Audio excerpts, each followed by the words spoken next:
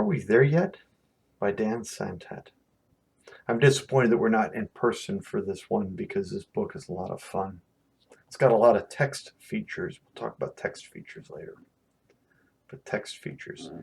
So think about that word and see if you can tell me at the end what I mean by that. Features of the book. Are we there yet? Mom and Dad look frustrated. What do you think dinosaurs have to do with this story? Or Egyptian princesses? They all look like they're having a party, though. I love the artwork in this book. The story goes through early morning. The sun starts to come up all the way through the middle of the day. You're invited to a birthday party. Who? Grandma. When? October 24th, 2016. So that's only 4 years ago. They wrote this story about. 257 Kaplan Avenue. Well, Kyle, that's who they wrote the story for. It says, be patient. We have all the time in the world. Maybe this book has something to do with time. Are we there yet? That really means, is the time up now? Present for Grandma. Are we there yet? Mom and Dad look very frustrated. You never do that to them, do they? To your parents, do you? Are we there yet?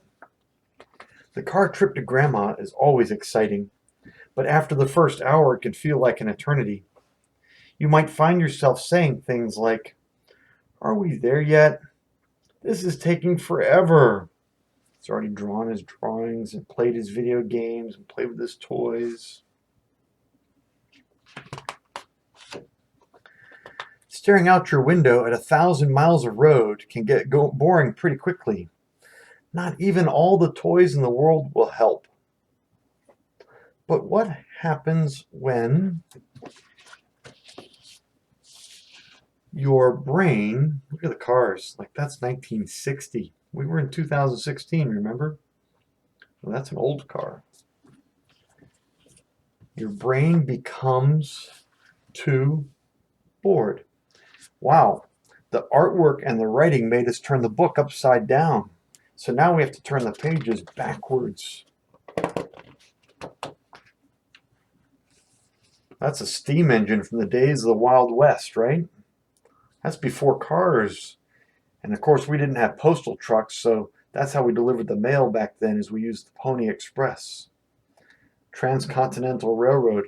We built a railroad going all the way across the United States from Washington to California. And that's how we moved people and supplies. Minutes begin to feel like hours. I'm bored. You've never said that to your parents or your teachers, right? I'm bored.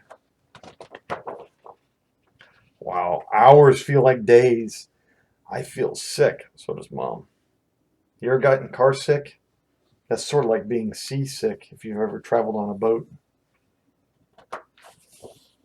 Pirates, we're going farther back in time as we turn the pages backwards, aren't we? Oh, we are in King Arthur's court and the jousting of the knights. Days become months. My butt hurts. She's dressed as a lady in waiting.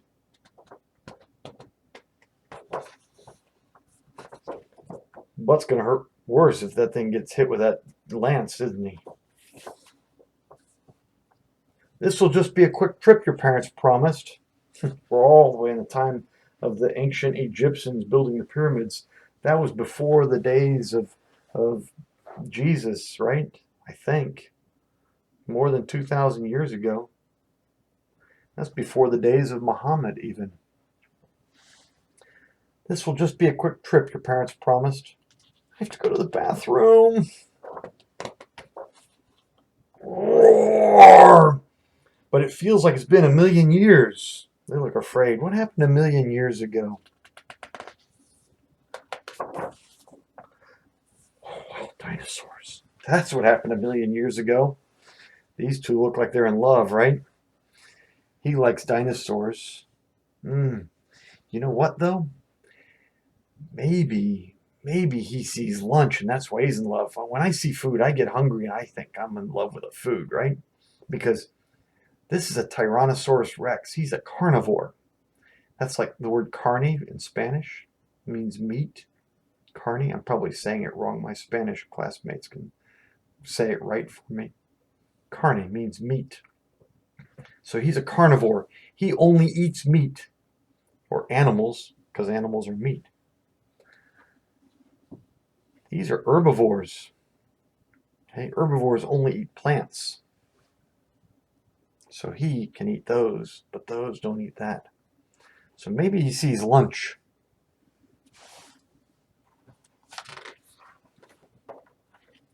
A human is an omnivore. We eat plants and animals.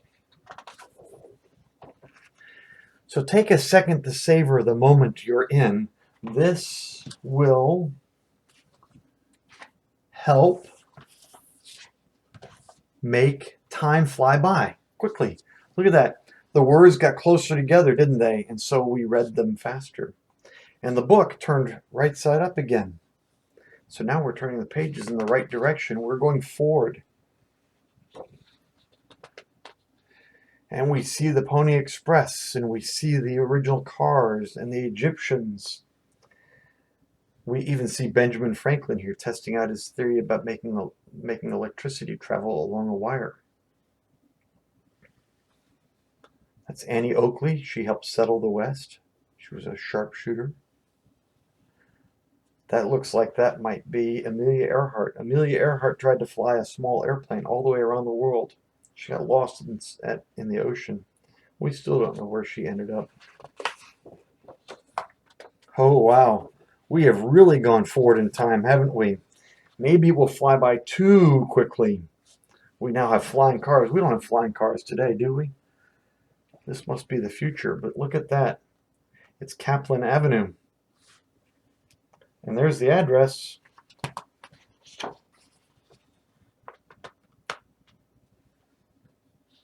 Is that a he or she? I don't know. 257 Kaplan Avenue. That's Grandma's address, but Grandma's not there, is she? I wonder if these little barcode things will work. They all look the same. I bet you they take us somewhere. We'll have to try that. You guys have to remind me to do that. That's Grandma's address. It's not here anymore. Because today is October 24th, 2059. 43 years. They missed the party by 43 years.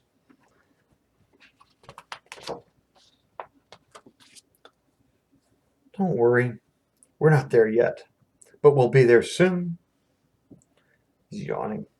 The road is full of twists and turns, and you never know where life may take you. He got sleepy and tired and fell asleep. We're here, so sit back and enjoy the ride. Running in with Grandma's present. But remember, there's no greater gift than the present. Does he mean the present he gave her? Or does he mean the present as in right here and right now? We live in the present.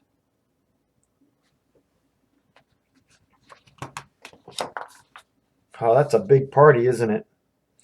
Oh, that's the present he gave her. It's a nice grandparents' clock.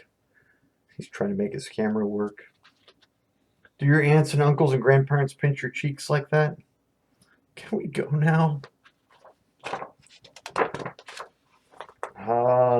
Remember we drove from early morning all the way through the day and deep into the night. Welcome to wherever you are. So in the chat, what do you think text features are? And what do you think the lesson of this book is supposed to be?